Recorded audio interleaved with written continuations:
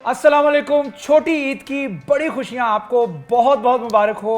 हम बांट रहे हैं ईद की खुशियों के रंग सिटी 41 के संग, और इसके साथ साथ मैं हूं आपका होस्ट शिराज भट्ट और मैं हूं आपकी होस्ट महविश शबीब। और जहां जहां हमारी ये ट्रांसमिशन देखी जा रही है वहां वहां छोटी ईद की बड़ी बड़ी खुशियां आप सब लोगों को बहुत बहुत मुबारक हो। और ईद की बात हो और ईद की सुबह जो है एक नया ही अंदाज घर में देखने को मिलता है। ईद की नमाज की तैयारियां हो रही होती हैं, जो छोटे बच्चे हैं वो बड़ों का इंतजार कर रहे होते हैं कि ईदी का इंतजार भी कर रहे होते हैं। कब ईद की नमाज पढ़ के वापस आएँ और कब ईदी दी जाए। ख़वातीन का काम जो है वो किचन में होता है, मीठे मिठाई जो है वो बनाई जा रही होती है। और एक रिवायत जो है मुझे ईद की वो बहुत पसंद है कि हम मीठा बना के अपने नेबर्स में लेकर आते हैं, और इसे कहते हैं रिश्ते भी, रिश्तों की मिठास भी बढ़ती है।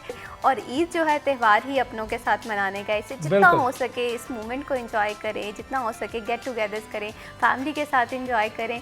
और जैसे हम भी हमारी इस ट्रांसमिशन को जैसे कहते हैं कि 4 चांद लगाते हैं, वो हमारे मेहमान हैं।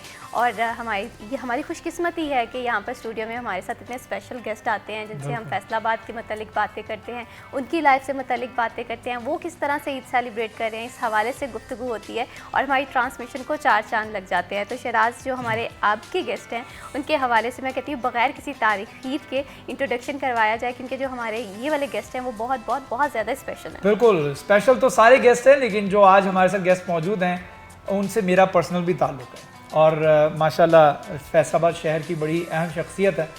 अमीन भट्ट साहब हमारे साथ मौजूद हैं, साबिक डिप्टी मेयर फैसलाबाद, और उनके साथ साथ उनके बेटे हसन भट्ट साहब मौजूद हैं। आप दोनों को वेलकम कहते हैं। आप दोनों को ईद मुबारक हो।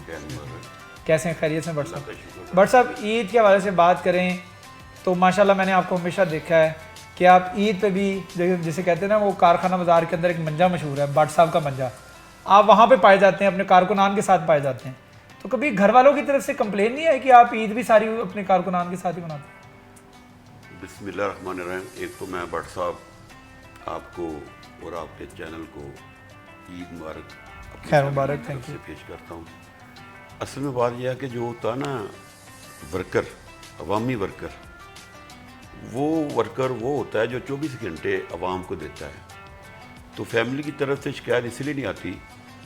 जब भी हमारी शादी होती है ना, तो बेगम को मैंने बता दिया था कि भाई मैं एक वर्कर हूँ, ठीक है, जो मेरे लायक हुक्म होता है, जो मेरे लायक फ़र्ज़ होते हैं वो पूरे करूँगा, लेकिन मैं एक सियासी वर्कर हूँ। मैं आवाम को 24 घंटे देता हूँ, इसलिए देता हूँ कि मुझे शौक़ है कि मैं आवाम के काम करूँ। तो इस शौक़ से अल्लाह का शुक्र है कि आज मैं सुप्रीम अंजुमन ताहिरीन अमीन भट्ट ग्रुप है, जो हमारे शहर में लोग कहते हैं कि सबसे बड़ा ग्रुप है। वो ग्रुप इसलिए बड़ा है कि जब मैं कमांडर आवाम को टाइम देता है, तो मेरे जो उहदेदारान है, जो मेरी तंजीम के उहदेदारान हैं, वो भी ताहिरों को भी टाइम देते हैं। तो आज अल्लाह का शुक्र है, आज मैं आपके स्टूडियो में बैठा हूँ, तो आप जो भी सवाल पूछेंगे उनका सही मैं जवाब दूंगा। इंशाल्लाह गलत बयानी नहीं करूँगा, क्योंकि आपने कहा कि आपका मेरा ज़ाती तलक भी है, तो उसके बाद आप मेरी बरादरी भी हैं माशाल्लाह। तो जो भी आप पूछेंगे इंशाल्लाह आपको सही जवाब। चलिए सबसे पहला सवाल आपको पूछ लेते हैं, भट्ट साहब को खाने में क्या पसंद है, ये बताएं। खाने में भट्ट साहब, अगर वाकई आप असल बात हैं तो आपको पता होना चाहिए कि हमारे दाल चावल मशहूर हैं, और उसके बाद हमारे तकरीबन हर रोज़ चावल पकते हैं। अच्छा। हर रोज़ दाल चावल तो नहीं पकते, लेकिन चावल पकते हैं। तो इसलिए हर रोज़ हमारे भट्टों के घरों में चावल पकते हैं। तो मुझे आप भी बता दें कि वाकई आप जो मैं बात कह रहा हूँ कि भट्ट बरादरी की ये मिसाल मशहूर है कि नहीं मशहूर? ये 100% मशहूर है, और हम हर चीज़ के ऊपर काबू पा सकते हैं, चावलों पे काबू नहीं पा सकते। तो जिसे कहते हैं कि भट्ट के जिसे कहते हैं फैमिली में ये चीज़ फेमस है राइस, लेकिन कहते हैं कि राइस खाने से सेहत पे भी थोड़े बहुत मुज़र असरात होते हैं, लेकिन खैर भट्ट फैमिली इस चीज़ की परवाह नहीं करती। तो सर मैं आपसे ये भी जानना चाहती हूँ कि भट्ट खाने पीने के बहुत शौकीन होते हैं, मैंने बहुत सुना है ये, तो क्या खाना पकाने के भी शौकीन होते हैं? देखिए, मैं तो नहीं पकाता, मेरी जो वाइफ है उसको खाने पकाने का और खाने पीने का बहुत शौक़ है। हम जो भी मतलब मेरी बेगम टीवी पे बैठ के देखती है, जब वो प्रोग्राम नहीं आता कि फ़लाँ चीज़ ऐसे बनती है, फ़लाँ चीज़ ऐसे बनती है, माशाल्लाह मेरी बेगम बीए किया हुआ है, तो जो भी वो सामने देखती है वो ज़हन में रख लेती है और लिख भी लेती है, और मुझे वो पका के खिलाती भी है। और हम सब 3 बेटे हैं मेरे, तो अम्मियाँ भी बैठ के खाते भी हैं और अपने भाइयों को, अपने रिश्तेदारों को, जब जिस तरह ईद है आज, तो इंशाल्लाह जो मेरा पहला दिन जो होता है तो हमारे जो भाई होते हैं उनकी मतलब मेरी भरजाइयाँ और मेरे भतीजे भांजे सब हम मेरे घर में ही खाना पकाना होता है।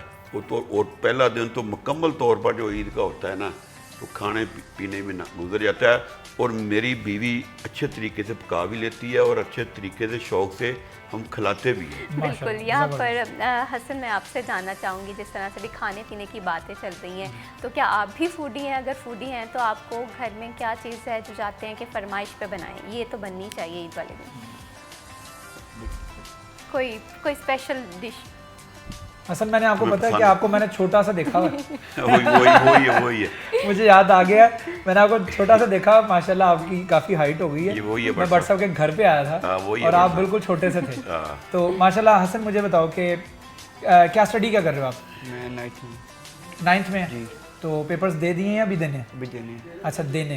तो बट साहब ये बताओ कि दोस्त यार तो होंगे फैसलाबाद में स्कूल के अंदर, तो दोस्तों के साथ आउटिंग करना ज़्यादा पसंद है या घर पे रहना ज़्यादा पसंद? घर पे रहना। घर पे रहना ज़्यादा पसंद है। अब्बा जी के डर की वजह से तो नहीं कह रहे ना? मुझे बता सकते हो, मेरे दोस्त हैं, मैं उनको हैंडल कर लूँगा।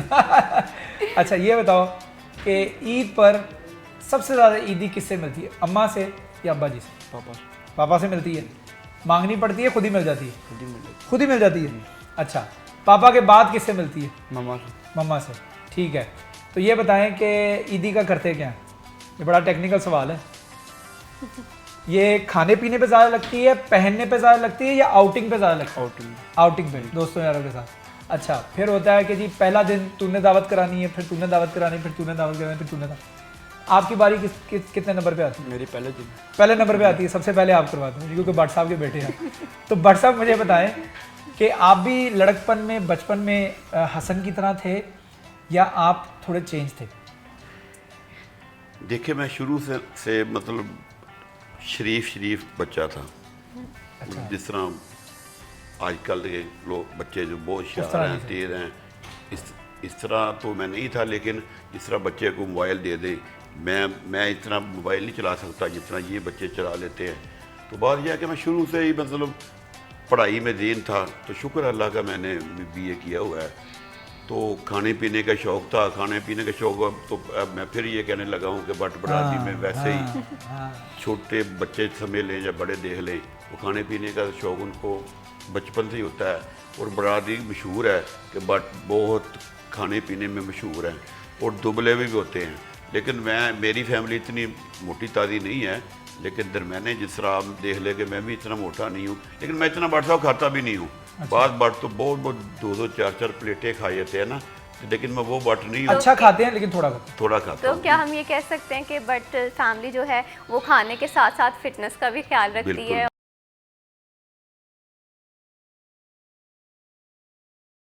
वेलकम बैक जी, एक दफ़ा फिर आपको खुशामदीद कहते हैं ईद की खुसूसी नशरियात में। और हमारे साथ मौजूद हैं भट्ट साहब और मैं हूँ शिराज भट्ट, और हमारे साथ मौजूद हैं अमीन भट्ट। तो भट्ट साहब, माशाल्लाह good to have one more Bhatt on our show. तो मैं ये पूछना चाहूँगा कि खाने पीने का आपने बताया कि मैं शौकीन हूँ बहुत ज़्यादा, लेकिन मैं क्वालिटी फूड खाता हूँ। तो मैंने कभी आपको खाना खाते उस तरह से नहीं देखा जिस तरह से आप बता रहे हैं ना। तो मेरे ख्याल में आप शायद वो शुगर वगैरह को कंट्रोल करने के लिए थोड़ा मुनासिब खाते हैं।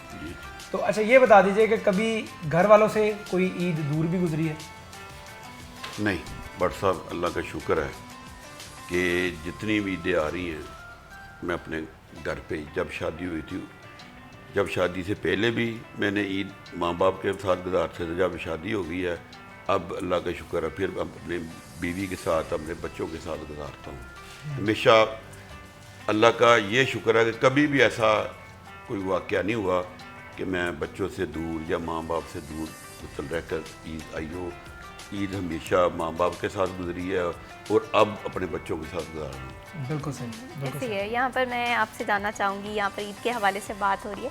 ईद ऐसा त्यौहार है जिसमें हम लोगों के साथ मिलते हैं, दावत करते हैं, लेकिन एक ईद में, इस ईद पे हम एक चीज़ और भी बहुत ज़्यादा करते हैं, वो ये होता है कि जो ज़रूरतमंद हैं उनकी मदद करते हैं। तो आप क्या समझते हैं कि हमारी सोसाइटी में इस जज्बे को मज़ीद कितना फ़रोग़ देना चाहिए और किस तरह से हम जिसे कहते हैं कि इस खैर कार में बढ़ चढ़ के हिस्सा ले सकते हैं? ये बहुत अच्छा सवाल किया है आपने।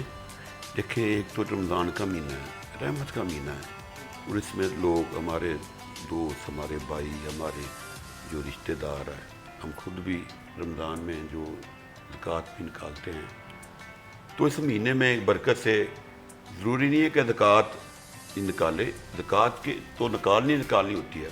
उसके अलावा भी अगर कोई बंदा सब हैसियत है तो उन लोगों को, जो गरीब लोग हैं, जो सफ़ेद पोश हैं, ये गरीब लोग तो घर पे आप मांग भी लेते हैं भट्ट साहब, लेकिन बाद लोग ऐसे होते हैं वो मांगते नहीं हैं। जिस तरह मैं एक CC1 का चेयरमैन भट्ट साहब रहा हूँ, तो मेरी कोशिश होती है कि फ़लाँ घर बेचारा गरीब है, उन्होंने मुझसे मांगना नहीं है, तो मेरी कोशिश होती है कि उसके घर जाके जो भी और चुप करके उनकी मदद कर दी जाए।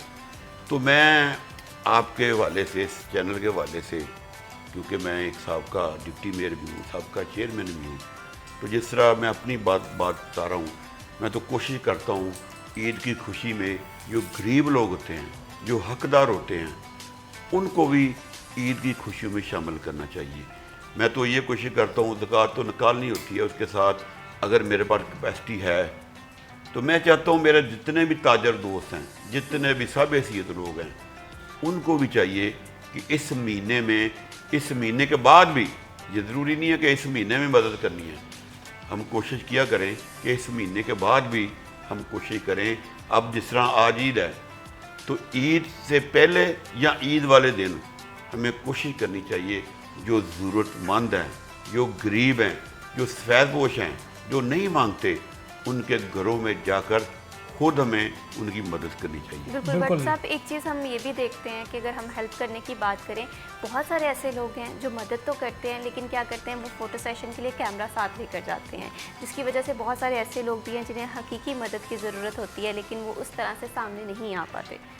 देखें, आजकल जो फैशन, ये फैशन है सोशल मीडिया का, हम लोग उतनी देर कोई पैसा नहीं देते जितनी देर तक कोई तस्वीर न बनाएं। बट साहब, बेशक मैं अपनी हैसियत के मुताबिक करता हूँ, लेकिन मेरी आपने कभी भी तस्वीर देखी होगी कि फ़लाँ गरीब आदमी की मदद कर रहा हूँ। हाँ, अगर कोई मेरे पास कोई काम आता है, जिस तरह मैडम भी मेरे पहले कह रही थी, मेरे रात को कोई दरवाज़ा खड़का दे तो मुझे जाना पड़ता है, लेकिन जो मदद करनी होती है ना, ये वीडियो पे नहीं आनी चाहिए, ये तस्वीर नहीं बनानी चाहिए, इससे अल्लाह ताला भी नाराज़ होता है। लेकिन जिस तरह हमारे जो सियासतदान हैं, जो हमारे जो इलेक्शन लड़ते हैं, वो तो कोशिश करते हैं कि हम बढ़ चढ़ करना, मतलब देते कम हैं, शोर ज़्यादा करते हैं, लेकिन हमें देना ज़्यादा चाहिए, लेकिन हमें स्क्रीन पे कम आना चाहिए। ये तो अल्लाह को राज़ी करना है ना, ये तो हमने कोई शोबाजी तो नहीं करनी। अगर मैं अल्लाह को राज़ी करूँगा तो बाट साहब, आज यकीन करें, अल्लाह ताला की ज़ात और मुझ पर बड़ी मेहरबान है, बहुत ही मेहरबान है। यकीन करें, मैं तो अपनी बात कर रहा हूँ, लेकिन आपने जिस तरह महविश ने बात की है कि ये लोग सिर्फ महज लोगों को बता रहे हैं कि हम दे रहे हैं, जब बता रहे हो तो फिर जो जो आपके घर है उनको दो। फिर ये नहीं कहते मैंने तो मुसीबत डाल ली है यार, मैंने स्क्रीन पर आ गए, जो 41 पे आ गए, मैंने आटा बांटा है तो लोग मेरे घर में लेने लगे। लेने तो लगेंगी। जब आप फोटो सेशन करते हैं तो जब पता चला कि फ़लाँ बंदे ने आटा दिया है, फ़लाँ बंदे ने चीनी दी है या राशन दिया है, तो लोग उसे दूर दूर से आते हैं। फिर उनको वापस ना भेजें, फिर उनको कम से कम राशन दे के भेजो। राशन नहीं देना तो कम से कम उसकी ज़रूरत जो भी है उसको पूरी करके भेजो, वरना ये शोबाजी, ये जो ड्रामाबाजी, ये नहीं करनी चाहिए। बिल्कुल, ये नहीं होनी चाहिए। और वाकई में हकीकी तौर पर अगर हम देखें, आजकल सोशल मीडिया का दौर है, सोशल मीडिया पे जब तक आप कोई चीज़ अपलोड ना कर दें, और ख़ास तौर पर ये ईद जो है वो आपको ये पैगाम देती है कि ज़विल कुर्बा सबसे पहले आपने अपने रिश्तेदारों में देखना है, और 100% है कि आपके रिश्तेदारों में कोई ना कोई ऐसा ज़रूर होगा जो आपसे मांग नहीं रहा लेकिन उसको ज़रूरत है, और आपको पता है कि उसको ज़रूरत है, लेकिन उसके बावजूद आप उसको नहीं अगर दे रहे हैं, तो ये भी तो हज़रत अली का कौल है ना कि अगर तुम इस पोजीशन में हो कि तुम किसी की मदद कर सकते हो और तुम उसको मदद नहीं कर रहे हो, ये जानते हुए भी कि वो उसको मदद की ज़रूरत है, तो मेरे ख्याल में इससे ज़्यादा बदकिस्मती किसी की नहीं हो सकती।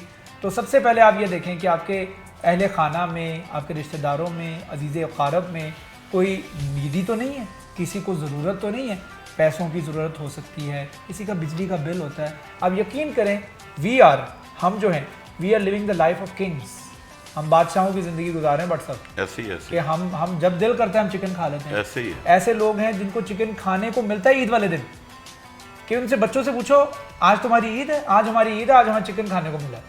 तो वो ईद का इंतजार पूरा साल करते हैं बट साहब कि हम चिकन खाएंगे। बट साहब मैं आपकी बात बढ़ाने लगा हूँ, यकीन करें जिस तरह घंटा घर मेरी रैश भी है, मेरा दफ्तर भी है, डेरा भी मेरा उधर है। अब देखिए जब भोला बाटी वाले के पास आप बाहर सड़क पे खाना शुरू करते हैं तो बाहर ऐसे बंदे वो आपको देख रहे होते हैं कि यार ये थोड़ी सी रोटी छोड़े सालन छोड़ें तो हम खाएं।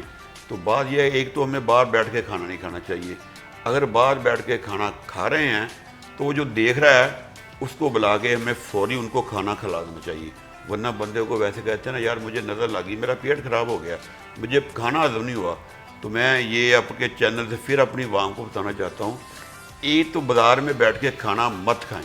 ठीक है। क्योंकि जो लोग गरीब लोग हैं बेचारे वो आपके खाने छोड़ने का इंतज़ार करते हैं।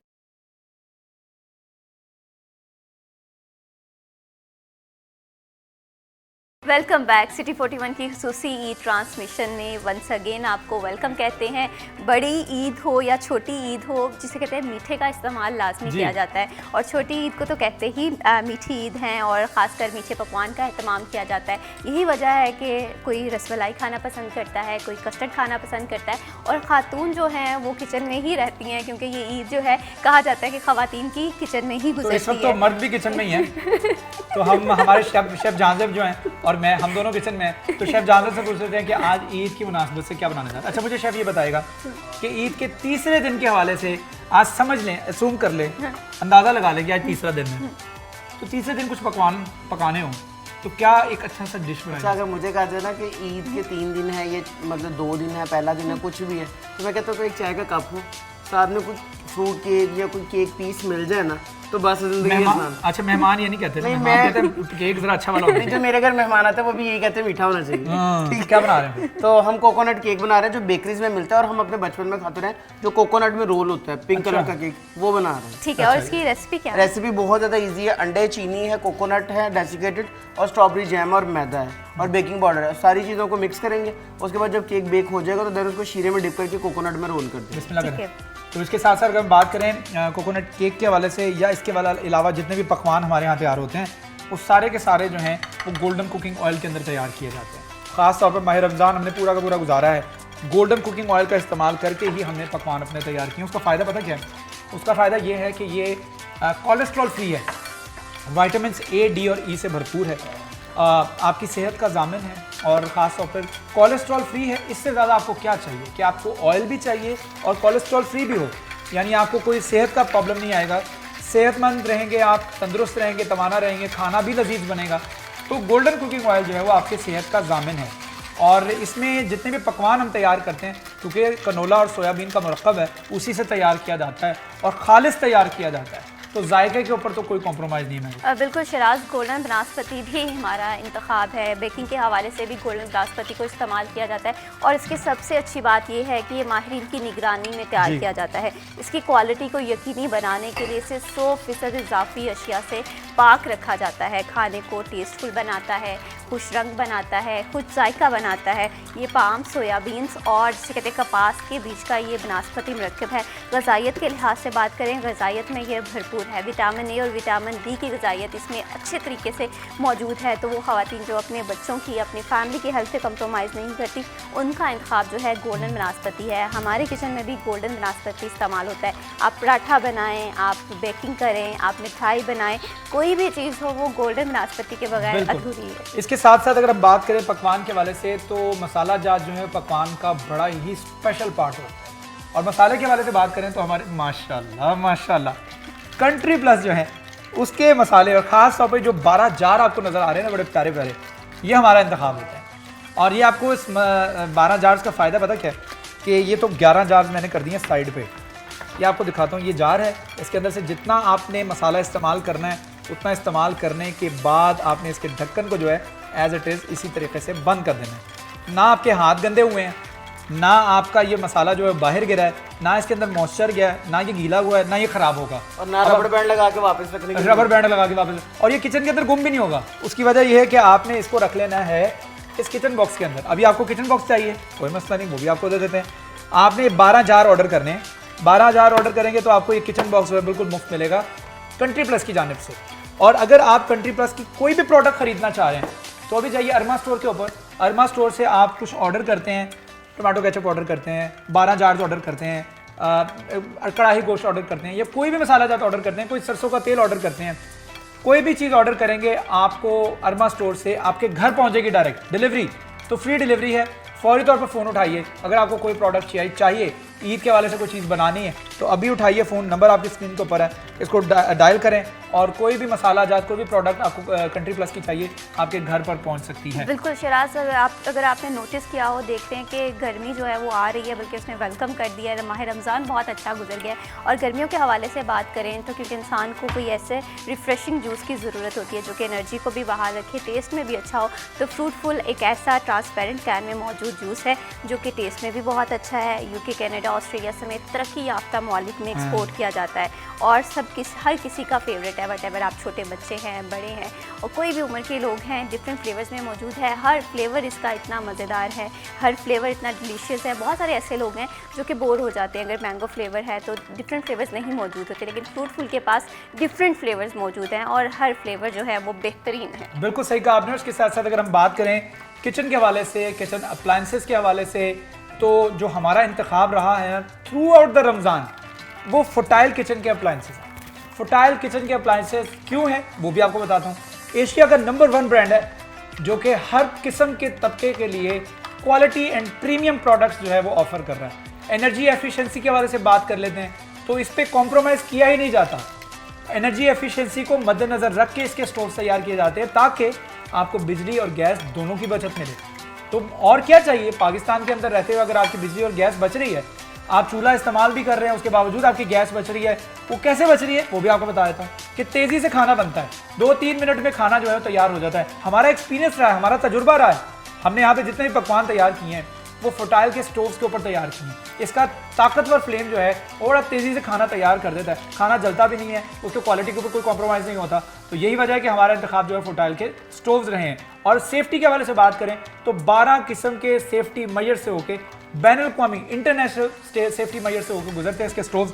यही वजह है कि आपकी और आपकी फैमिली की सेफ्टी जो है वो बहुत ज़्यादा प्रायोरिटी पर रखी जाती है। बिल्कुल शराज, अगर हम देखें ईद की बात करें तो ईद में ना फ्राइज़ अशिया का इस्तेमाल काफ़ी ज़्यादा बढ़ जाता है। पकोड़े भी खाए जाते हैं, समोसे भी, और साथ ही साथ कटलेट्स का अहतमाम किया जाता है बिरयानी के साथ। लेकिन कहीं ना कहीं हम देखते हैं बहुत सारे ऐसे लोग हैं जो कि अपनी हेल्थ पे कंप्रोमाइज़ नहीं करना चाहते, लेकिन साथ ही साथ उन्होंने ये टेस्टी खाने भी खाने हैं।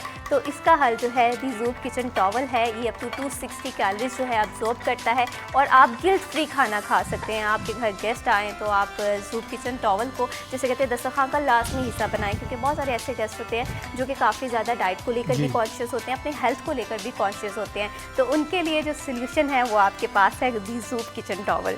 और यही वजह है कि पराठा जब मैं खाऊं तो ज़ूब किचन टॉवल का इस्तेमाल मैं लाजमी करती हूँ, क्योंकि ये चिकनाई को अब्जॉर्ब करते हैं।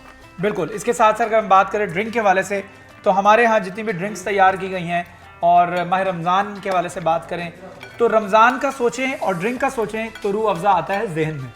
यही वजह है कि 1947 से लेके अब तक जो है वो हर पाकिस्तानी का और हर ख़ास व आम का इंतखाब जो है ड्रिंक्स में, ख़ास तौर पर इफ्तार के डिनर और टेबल के ऊपर जो ड्रिंक्स होती हैं वो रूह अफ़ज़ा की होती है और रूह अफ़ज़ा से तैयार की जाती है। सहरी में भी जो दूध सोडा बनाया जाता है वो भी रूह अफ़ज़ा से ही बनाया जाता है। उसकी वजह यह है कि खालिस अक़ियास से तैयार किया जाता है, इसके अंदर कोई कॉम्प्रोमाइज़ टेस्ट के ऊपर नहीं किया जाता, क्वालिटी के ऊपर नहीं किया जाता। जो क्वालिटी आपको 1947 में मिलती थी उस तरह ही की क्वालिटी जो है आपको आज भी मिलती है, यानी कोई कॉम्प्रोमाइज़ नहीं है, कोई उसके अंदर रद्दोबदल नहीं आया।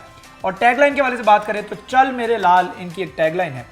उसका क्या मतलब है? उसका मतलब ये है कि इसके अंदर 2 बातें आपको बताई गई। एक बात यह कि आपने इफ्तार के टेबल के ऊपर बैठकर इफ्तारी की दुआ नहीं भूलनी थी जो माह रमज़ान गुजरा है, और इसके साथ साथ ख़वातीन को असिस्ट करना है, उनकी हेल्प करनी है किचन के अंदर as long as the making of the food is concern. Cuisines भी तैयार हो रहे हैं, ख्वाह आप कुछ ना कुछ भी तैयार करके दे दें, रूह अफ़ज़ा तैयार कर दें, कुछ ना कुछ कर दें, लेकिन उनको किचन में हेल्प ज़रूर करें। ये एक एथिकली बहुत ज़बरदस्त चीज़ है ताकि आपकी ख़वातीन जो है वो अप्रिशिएटेड फील करें। यही वजह है कि मैं भी इधर मौजूद हूँ, जहाँ से भी मौजूद है हम दोनों महविश की हेल्प कर रहे हैं। Welcome back. सिटी 41 की खुसूसी ट्रांसमिशन में एक बार फिर आपको खुशामदीद। छोटी ईद की बड़ी खुशियाँ आप सबको मुबारक हों जहाँ जहाँ पर हमारी ये ट्रांसमिशन देखी जा रही है। और इस ट्रांसमिशन में बहुत ही स्पेशल गेस्ट भी हमारे साथ मौजूद हैं। अमीन भट्ट साहब मौजूद हैं, हसन भट्ट साहब मौजूद हैं यहाँ पर। हसन, मैं आपसे जानना चाहूँगी कि ईद के हवाले से गुफ्तगू हो रही है, तो ईद पे ना अक्सर बच्चों का यही रिवाज होता है कि वो घर के पकवान को इतनी ज़्यादा प्रेफरेंस नहीं देते, वो ज़्यादा फास्ट फूड को प्रेफरेंस देते हैं। तो क्या आपकी तरफ भी यही सूरत हाल है? ये फास्ट फूड ज़्यादा पसंद है, सही। और अगर आपके करियर गोल्स के हवाले से गुफ्तगू की जाए तो लाइफ में क्या एम है आपका? मेरा एम एडवोकेट। एडवोकेट, सही। और एडवोकेट आप किसी से इंस्पायर हुए हैं? कोई फैमिली में एडवोकेट है या ये आपका खुद से सिलेक्ट किया हुआ गोल है, या पेरेंट्स ने कहीं ना कहीं कहा कि नहीं आपको एडवोकेट बनना है? ये मम्मा ने कहा। मम्मा ने कहा है, ठीक है। अच्छा, और अब्बा जी ने कभी कोई नहीं कहा कि ये बनना है? पापा भी कहते हैं। वो क्या कहते हैं? पर डॉक्टर। डॉक्टर? अच्छा, लेकिन आपने मम्मा का प्रोफेशन चुना है। अच्छा, एडवोकेट बनना है। मुझे बताएं कि आपने कहा जी खाने में मुझे फ़ास्ट फूड पसंद है, पिज़्ज़ा, बर्गर, शवारमाज, बारबेक्यू, क्या सब कुछ ही। सब कुछ ही? अच्छा, हफ्ते में एक आध दफ़ा खा लेते हैं या रोज़ाना? रोज़ाना। रोज़ाना? डेली डेली ज़बरदस्त जी। डेली भट्ट साहब, डेली भट्ट साहब हाथ वाला रखो। लेकिन उसकी फिटनेस बता रही है, वो सेट है, अब हेल्दी नहीं हुआ ज़्यादा। नहीं, ये दूसरे इसके बड़े भाई हैं ना, वो हेल्दी हैं। ये तीसरा है, तो ये 3 सही है। बेटे मेरे, ये तीसरा सबसे छोटा है। ये हेल्दी नहीं है, लेकिन जब इस थोड़ा सा बड़ा होगा ये भी हो जाएगा। अच्छा, मुझे बताएं भट्ट साहब कि फिटनेस का शौक है, रनिंग, एक्सरसाइज वगैरह, या अभी नहीं फिलहाल हुआ? अभी नहीं। अभी नहीं हुआ। चलिए, वो भी हो जाएगा टाइम के टाइम। जो मर्जी खाएं, लेकिन साथ में एक्सरसाइज ज़रूर करें। अगर वो कर रहे हैं, रनिंग कर रहे हैं, वॉक कर रहे हैं, एक्सरसाइज कर रहे हैं, वर्जिश कर रहे हैं, तो मेरे ख्याल में अब हर चीज़ सही है। इस दफ़ा जो ईद मिली है जी। उसका क्या इरादा है, कहाँ खर्चनी है? वो आउटिंग में। आउटिंग में खर्चेंगे जी ईद। भट्ट साहब ये बताएं कि बचपन में जो ईद मिलती थी वो कितनी होती थी आज के मुकाबले में देखें, और उसको खर्चते कहाँ पर थे? बट साहब बचपन में तो बहुत थोड़ी सी ईद होती थी। मतलब मेरे ख्याल में जब मेरी उम्र अब 58 साल हो गई है, तो हमें ईद मेरा 100 रुपया मिलता था या 200 रुपये मिलता होगा, लेकिन 100 करके भी काफ़ी पैसे बन जाते थे। तो हमारा यही शौक होता था अपने, जिस तरह मेरी रैश 8 बाज़ारों में है, बाहर जाके कभी बोतल पी ली, कभी कोई आइसक्रीम खा ली, या कोई जिस तरह शुरू से ही रिहाइश है वहाँ 8 बाज़ार में? शुरू में। अच्छा, लेकिन अब नहीं है। हाँ, अब नहीं। अब मेरी रैश है औलाद में ना। लेकिन पाए आप फिर भी वहाँ जाते हैं? नहीं, जो मेरा भट्ट साहब घर मेरा पुराना ही उधर ही है, उधर ही मेरी रैश है। मतलब गोल्ड साबन वाला में कारखानदार में उधर रैश है। मेरा दफ्तर, मेरा सियासी दफ्तर, मेरा जीन मर्न जो है ना, वो उधर ही है, अपना शहर में ही है। क्योंकि मैं सियासत भी उधर करता हूँ, मतलब ताजरों की सियासत भी उधर करता हूँ, बल्दियात की भी सियासत उधर करता हूँ। मैं उधर सोने जाता हूँ सिर्फ अपना नाजमा औलाद में, बाकी मेरा जीन मन सब शहर में ही है।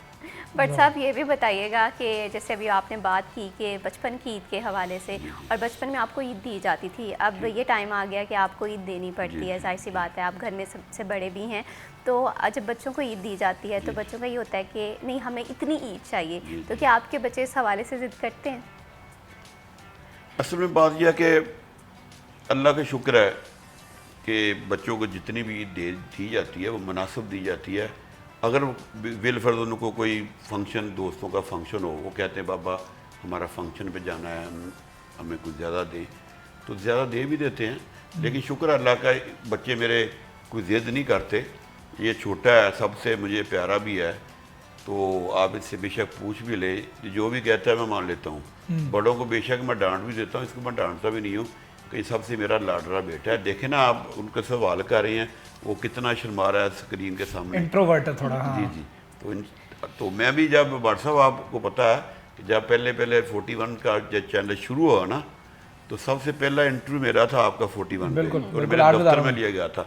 तो मैं भी बहुत शर्माता था, लेकिन आज अल्लाह का शुक्र है मेन इंटरनेशनल चैनल भी मुझसे इंटरव्यू लेते हैं, तो मैं तो बड़ा कॉन्फिडेंस से मतलब इंटरव्यू देता हूँ। असल में ये मेरा बेटा मतलब कि कहता है व्हाट्सअप बाबा मैंने पढ़ना है, मैंने वकील बनना है। मैंने कहा बेटा पढ़ो। बाकी 2 बेटे हैं, एक कारोबार करते हैं अपना कारखाना बाजार में, अल्लाह तवक्कल मैंने दुकान भी बनाई हुई है, अल्लाह का शुक्र है सेट है। एक बेटा कहता है मैंने बाहर जाना बाबा। मैंने कहा चले जाओ।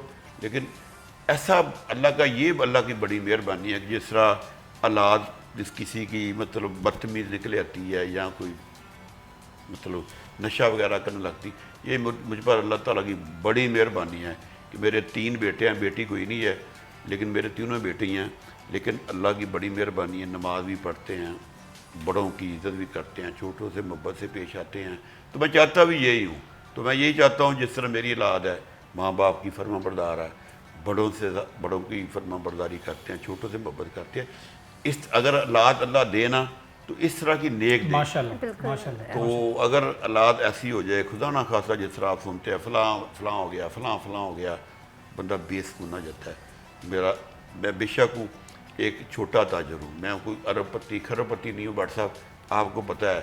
लेकिन अल्लाह का शुक्र है जो इज़्ज़त है ना मेरे पास अल्लाह ने दी हुई है वो खरबों से भी ज़्यादा है। लोग मुझसे जो भी मेरे 8 बाज़ारों में कारोबार हो रहा है, खरबपति लोग रह रहे हैं लेकिन अमीन भट्ट से मोहब्बत से पेश आते हैं, क्योंकि अमीन भट्ट भी मोहब्बत के साथ पेश आता है। मैं अपने औलाद को ये कहता हूँ, बेटा हर बंदे के साथ प्यार से पेश आओ, मोहब्बत के साथ पेश आओ। जिस तरह मेरी कोशिश होती है कि मुझे कोई गरीब आ जाए, कोई अमीर आ जाए, कोई दुकानदार आ जाए कि भट्ट साहब फलां काम है, मैं फौरी जाता हूँ। अच्छा भट्ट साहब ये बताइएगा कि मैं अगर बात करूँ 8 बाज़ारों के हवाले से, तो 8 बाज़ारों में हम जब जाते हैं तो वहाँ पर हर जगह पे अमीन भट्ट साहब की फ्लैक्सेस नज़र आ रही होती हैं और 8 बाज़ार वाले लोग आपको बड़ी इज़्ज़त देते हैं, बड़ी रिस्पेक्ट से बुलाते हैं। जो 8 बाज़ारों के अंदर तब्दीलियाँ की जा रही हैं मरियम नवाज़ साहिबा की तरफ से और बड़ी ज़बरदस्त तब्दीलियाँ की जा रही हैं। अब वो शटर सिस्टम भी उन्होंने कहा कि वो शटर, अच्छा ये शटर जो है ठेके पे मिलेगा या इस पे थोड़ा सा मुझे क्लियर कर दीजिएगा। हमारे ताजर भी कहीं क्लियर नहीं है, इन्वेस्टमेंट ताजरों ने देनी होगी, पैसे ताजरों ने देने होंगे या ठेके पे होगा या गवर्नमेंट देगी, किस तरह से वो सिस्टम होगा जो वो पूरा शटर एक जैसे लगाए जाने हैं दुकानों पर? एक तो व्हाट्सअप जो आप शटर कह रहे हैं ना, शटर वो होता है जो छपड़ा जिसको कहते हैं, वो छपड़ा मैंने 5 फुट इंतजामिया से लिया है, जो वो लोहे का लगा हुआ है। एक है बोर्ड जिसकी आप बात करना चाहते हैं, वो लाइट बोर्ड है। अच्छा, वो लाइट बोर्ड उसको कहते हैं। अच्छा, डीसी साहब ने मुझे कहा था कि भट्ट साहब आप ना 3 बाज़ारों में लाइट बोर्ड लगा लें, उसके बाद आपको डिस्प्ले भी मिलेगा। जंग बाज़ार, कचहरी बाज़ार और बोना बाज़ार, तीनों बाज़ारों में अब लाइट बोर्ड लगा दिए गए हैं। बिल्कुल सही। हालांकि ये जो तजवीज़ थी मरीम साहबा की थी, हालांकि चाहिए ये था कि ये बोर्ड गवर्नमेंट लगाती, लेकिन इन्होंने कहा कि भट्ट साहब नहीं, ये दुकानदार लगाएंगे। ये भी हमारे लिए बड़ा मसला बना हुआ था, हालांकि ये होना नहीं चाहिए था। लेकिन कचहरी बाज़ार में जो कंपनियाँ उन्होंने खुद लगा दिए हैं, बोना बाज़ार और जंग बाज़ार में लोगों ने खुद लगाए हैं। बहुत शुक्रिया, थैंक यू सो मच जी। अब वक्त हुआ चाहता है बिलाल डोगर की तरफ जाने का और जानते हैं कि बिलाल डोगर जो है वो किन के साथ अपनी ईद को सेलिब्रेट कर रहे हैं। तो ओवर टू बिलाल।